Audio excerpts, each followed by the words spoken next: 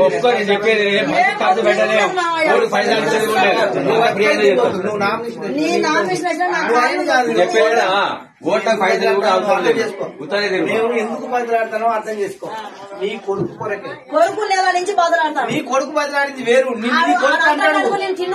నువ్వు తినకున్నా తిన్నా ఇప్పుడైతే మేము చేతులు పట్టుకున్నా అంటే ఎక్కువ పైసలు కూడా మేము చేస్తాం గాని నువ్వు అంటేనే ఇగో నువ్వు ఓకే చెప్పాలి.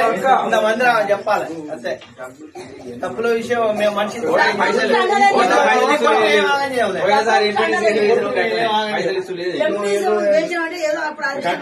అన్ని గట్టిగా ఉంటాయి. ఇప్పుడు కూడా గదే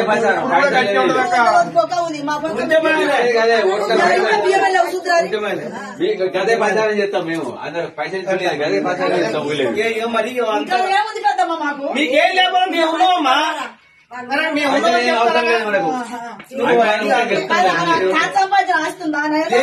లేదు ఆయన మంచిగా ఉన్నాడు. ఆయనే ఉన్నాడు అట్లా పైసలు ఏమో గిట్టే బదిలాడుకున్నావు కాదు. అమ్మా నిన్నేం ఆగం కావాలని మేము కోరుకోవమ్మా. అర్థమైందా? మా సాధ్యమైనంత మేము కూడా పోరాడతాం.